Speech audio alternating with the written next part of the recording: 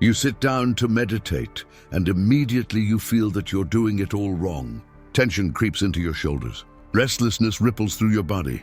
And then comes that quiet judgment, that inner voice whispering, you're doing this wrong. You should be calmer, more present, more something. And here's the curious paradox Alan Watts invites us to explore. Meditation's whole point is to relax. So why does trying to relax create even more tension? The more you strive to empty your mind, the more thoughts arise. The more you attempt to reach inner peace, the more agitated you become. It's as if the very act of trying is sabotaging what you seek. Alan Watts dedicated his life to unraveling this psychological enigma, and what he discovered can completely transform the way you understand not just meditation, but the very nature of human effort itself. Because the truth he revealed is as simple as it is startling. Trying is meditation's worst enemy. Let us understand this together. Watts often drew on the ancient Chinese philosophy of Wu Wei, effortless action or non-doing. But don't be fooled, it's not passivity. It's something far more subtle, far more profound. Think of water flowing through a river. Water doesn't try to flow. It simply flows. It finds the path of least resistance, goes around the stones, descends the hills, without ever forcing, without ever struggling against its own nature. Or observe a tree growing. The tree doesn't try to grow. There is no effort, no tension in the roots trying to expand, or in the branches trying to reach the sky. Growth happens naturally, as an expression of life itself unfolding. And here is the revelation that changed everything for those who truly understood Watts. You cannot force yourself to be relaxed. Think about that for a moment. Really think. You cannot tense your body and mind to achieve a state of relaxation. It's a fundamental contradiction, a logical impossibility. It's like trying to fall asleep by forcing yourself to sleep. The more you try, the more awake you remain. The paradox becomes crystal clear. The you that wants to meditate, that wants to achieve enlightenment, that wants to master this practice, that's precisely the part of you preventing meditation from happening. Because that you is the ego, and the ego is built upon effort, upon achievement, upon the constant quest to become something better, something more complete, something more spiritual. The ego sits down to meditate like a general surveying territory to conquer. It wants to achieve, wants to accomplish, wants to nail the experience of meditating correctly. It wants to add person who meditates well to its resume of identities. But meditation, in Watts' understanding, is not about conquest. It's about dissolution. It's not about becoming someone better. It's about realizing that you never were that separate person, that isolated ego, trying to reach something outside of itself. And here the paradox deepens even further, like concentric waves expanding across the surface of a tranquil lake. Trying to sleep keeps you awake. Trying to be spontaneous reveals how much you are being controlled. Trying to feel confident reveals exactly the doubt you're trying to hide. Do you see the pattern? The very act of trying to achieve a state creates the distance between you and that state. Effort is the gap. The attempt is the separation. Imagine trying to catch your own hand. You can move one hand toward the other, but there will always be two hands.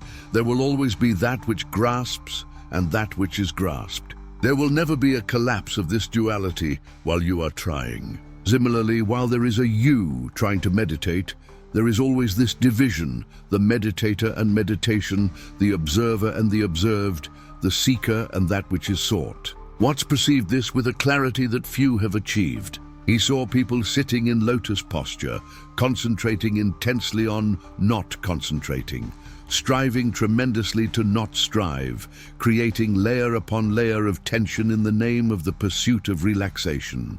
And the most fascinating part of this enigma, the part of you that wants to meditate, is exactly the part that stands in the way of meditation. The ego wants enlightenment the way it wants a new car, a promotion at work, the approval of others. It's just another item on the list of achievements, another way to feel superior, another identity to add to the collection. I'm someone who meditates. I am spiritual. I am on the path. But authentic meditation, the kind Watts pointed toward, is the dissolution of this very mechanism of seeking. It is the end of the ego as conqueror.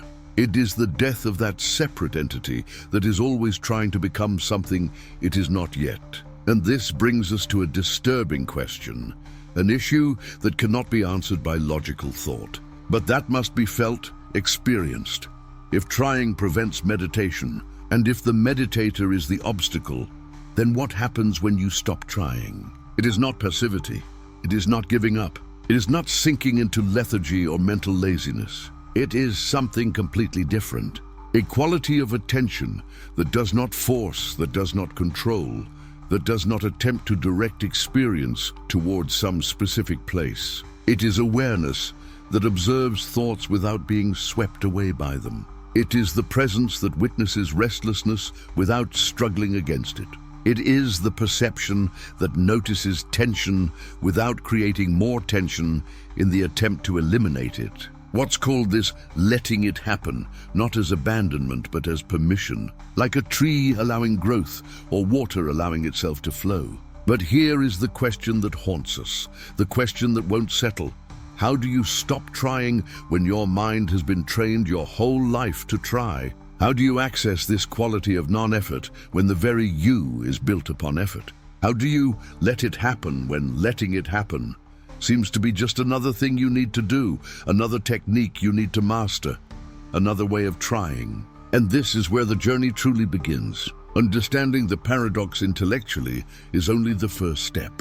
Feeling it, living it, allowing it to dissolve the rigid patterns of the ego, that is something entirely different. Alan Watts left us at the doorway of this perception. He pointed at the moon, as the Buddhists say, but do not confuse the finger with the moon itself. The paradox is clear. You cannot try not to try. You cannot make an effort to not strive. You cannot use the ego to transcend the ego. So what remains? What happens in the space between the intellectual understanding of this paradox and the direct living of it?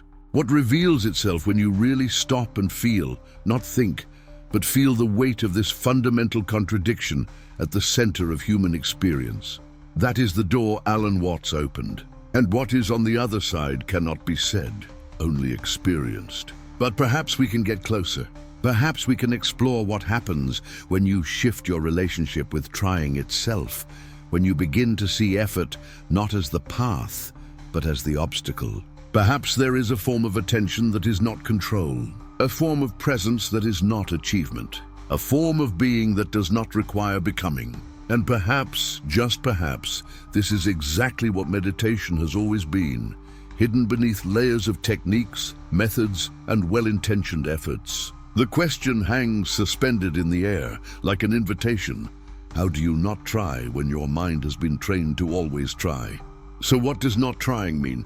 Would it just be giving up and sitting waiting for something to happen? Would it be empty passivity, a surrender without purpose? No, Watts shows us something much deeper. Not trying does not mean abandoning movement.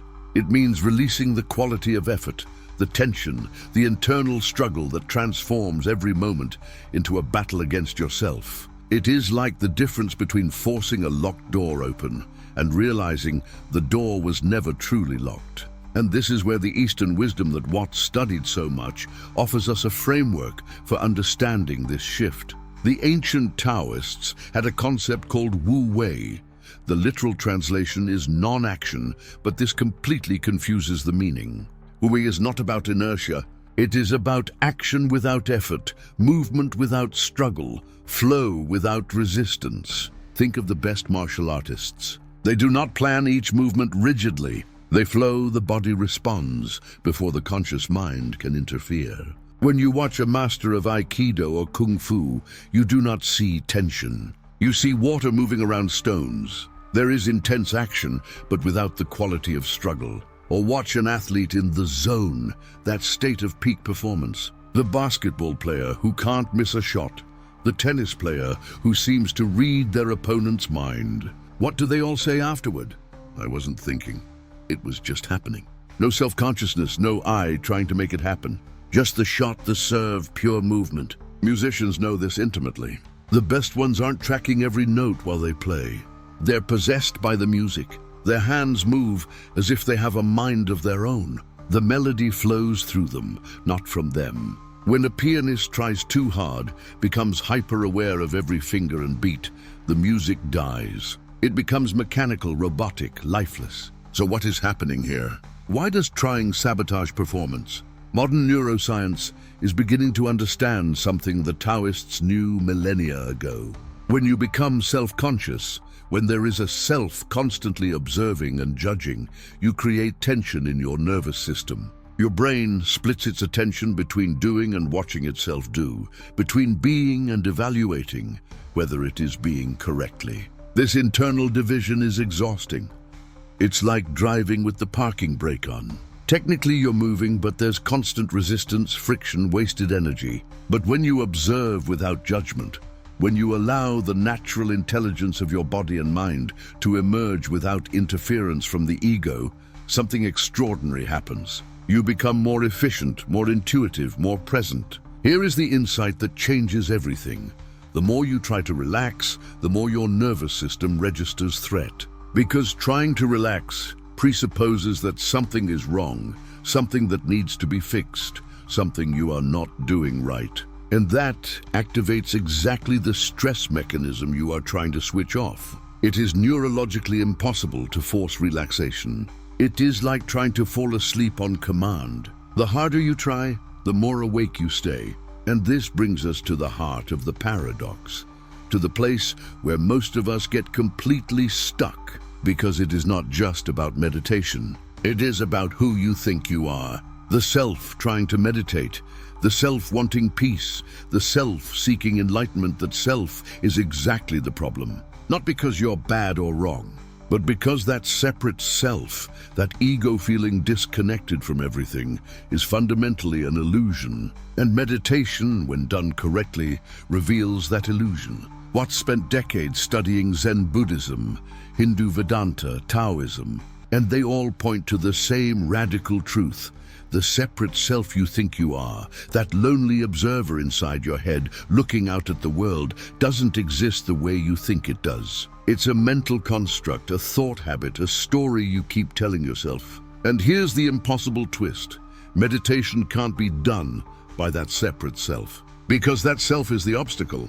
It's what's creating the tension, the division, the struggle. That's why so many of us feel lost. You sit down to meditate, and there's this sense of, I am meditating. There's a subject and an activity. There's someone trying to achieve something.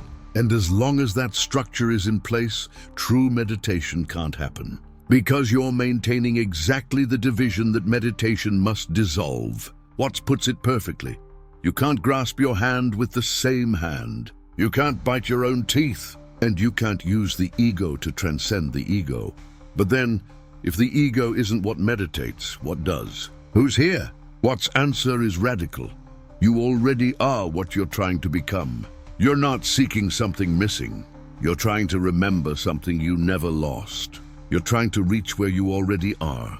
The peace you seek isn't somewhere in the future, after you've meditated enough, after you finally make it. Peace is already here. It always has been. You're made of it. It's your original nature. Hidden beneath the layers of trying, effort, struggle, you don't attain mindfulness. You release compulsive unconsciousness. You don't achieve enlightenment. You stop resisting what's already illuminated. You don't conquer peace. You allow it to be what it always was. And that validates something profound that many of us have felt, but never knew how to name.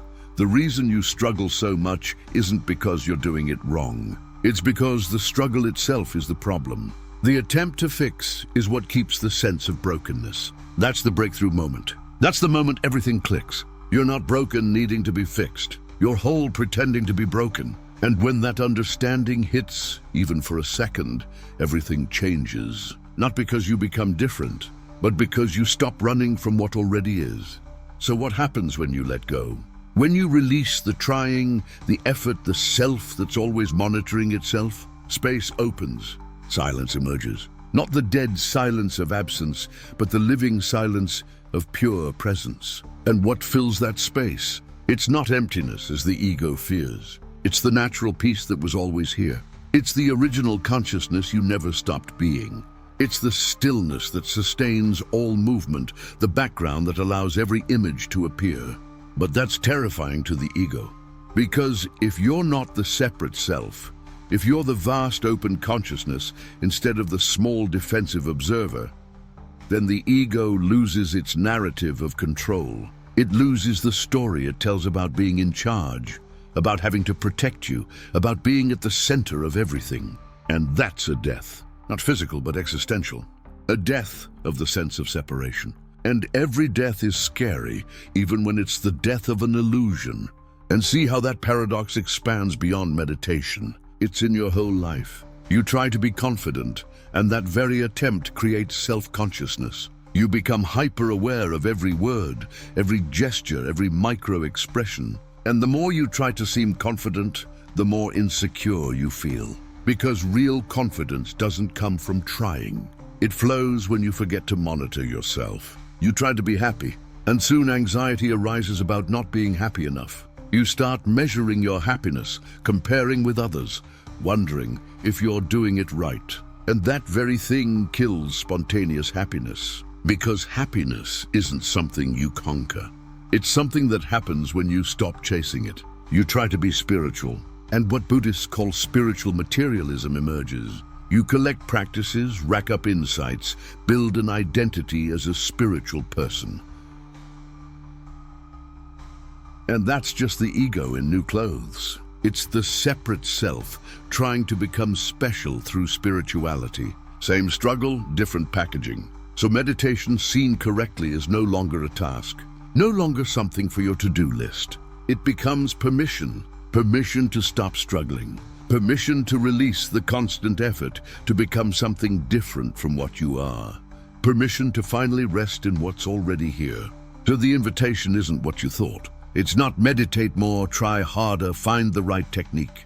The invitation is stop trying to save yourself. Stop fighting yourself. Allow the peace you already are to surface naturally, without effort, without struggle. But what happens then? What really unfolds when you stop struggling? When the trying finally ceases and you surrender to what's already here? Let's explore what emerges when you finally allow transformation to happen. Then the real question that remains is, what really changes when you understand this? When you finally grasp that meditation is not a technique to achieve peace, but rather a permission to stop struggling against yourself. Remember that moment I mentioned at the start? You sitting there, frustrated, thinking, I can't meditate. My mind won't shut up. That feeling you labeled failure was actually the deepest insight possible. You were seeing with absolute clarity what Alan Watts was trying to show you. The mind isn't something to control, it's something to observe. The transformation isn't in mastering a technique. It's in understanding what you really are beneath all this attempted control. Because look, there is a visceral experience that happens when you finally let go of control. It's a relief so profound you didn't know it was possible.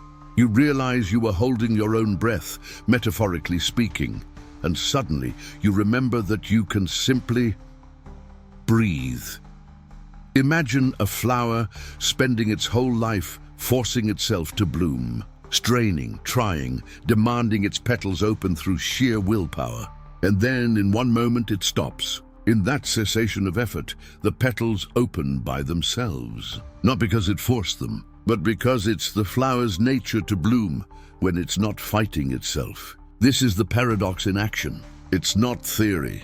It's the real sensation of when effort ceases and presence simply flows. When you realize that what you were trying to achieve, peace, clarity, silence, was already there. You were just blocking it with all this striving.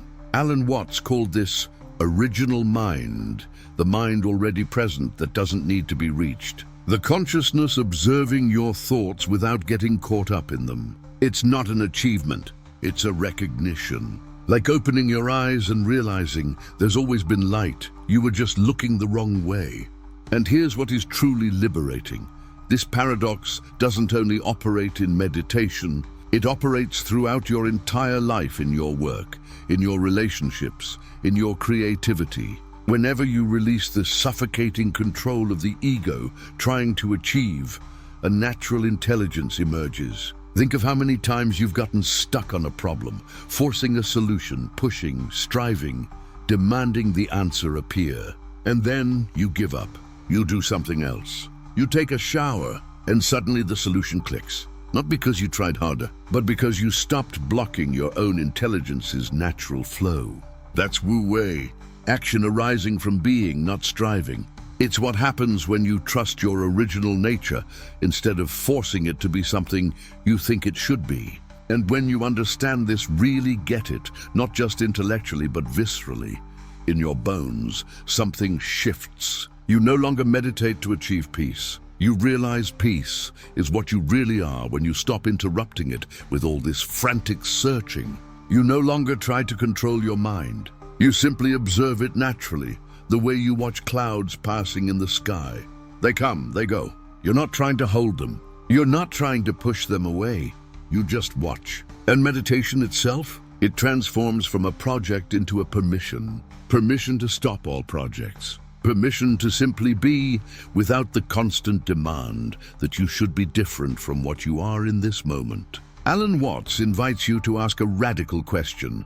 What if you trusted your original nature? Think about it.